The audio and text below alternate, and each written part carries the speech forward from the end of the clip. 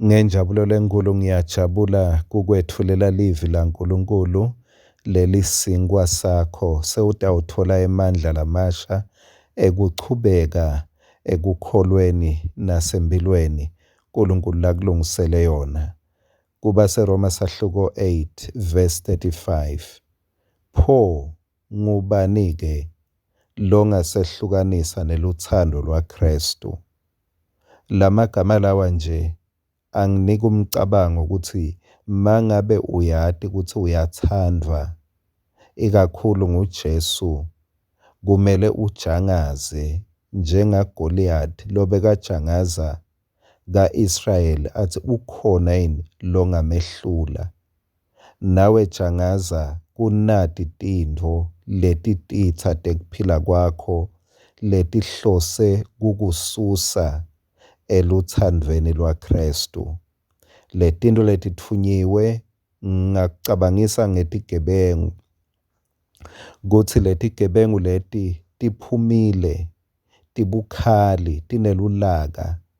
Inhloso yato kukwehlukanisa neluthando lwaKristu. Inhloso yaletigebengu leti kukwenta ucabange kutsi Jesu akakutsandzi. Ngutiphi tibhaliwe kuthiwa kuhlupheka nome bulukhuni nome kutingelwa nome indlala nome kuhlubula nome yingoti nome kufa. Lesi sekugcina ikakhulu lesekufa kungathi ngiso lesisemandleni kulamalanga. Kuthiwa letintfo leti tiphumele inhloso yato yinye, kukwehlukanisa neluthando lwaKristu. Emagama ayachubeka masizubela kuvesi 37 lithi, kepha kuko konke lokhu siyancoba nekuncoba ngaye lowasitsandza. Siyancoba nekuncoba ngaye lowasitsandza. Wena nami mntwana kaNkulunkulu sifanana nebantfu labatihlwele.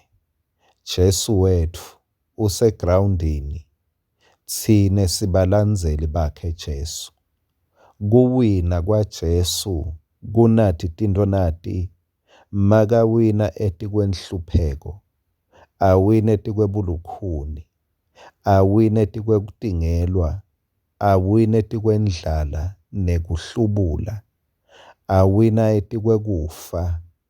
LiBhayibheli lithi kuwina kwakhe, kuncoba kwakhe, kuncoba kwethu.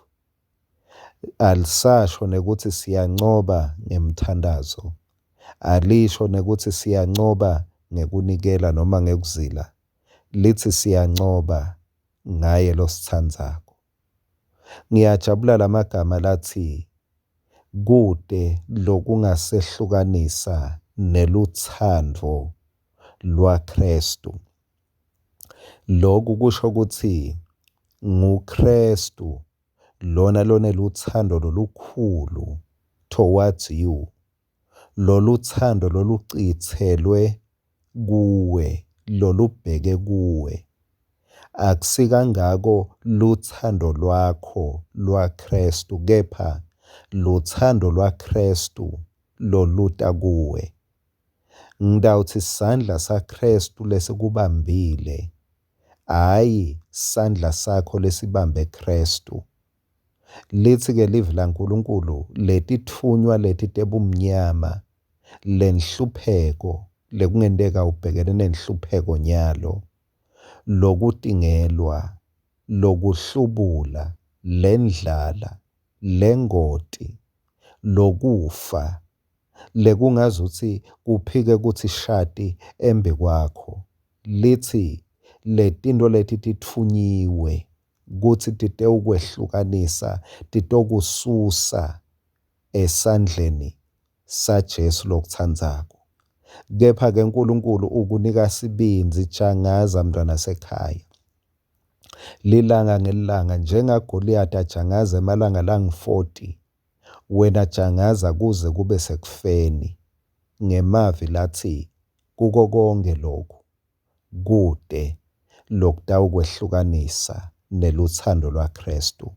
Sekubhaliwe, kwasayinwa ngengadi yaJesu, kuthi kuto tonke letinto leti akukho lokutawukwehlukanisa neluthando lwaKristu. Kungakwethusi-ke makuchamuka, kungakwethusi makukuvelela, kungakwethusi makungathi kuyakukhanza. Konke lizulu seladeclare lamemetela ukuthi angeke kube nemandla ekukwehlukanisa neluthando lwaKristu. Uyawufa uthandwa lizulu. Lithi livi leNkosi, siyancoba nekuncoba ngaye losithandzako. Hamba mncobi, chubeka uthokote eNkosini ngoba wena ungumncobi. Lizulu malibuka wena alibuki sehluleki, libona umncobi. Busiseka usachubeka endleleni yekuncoba. Amen.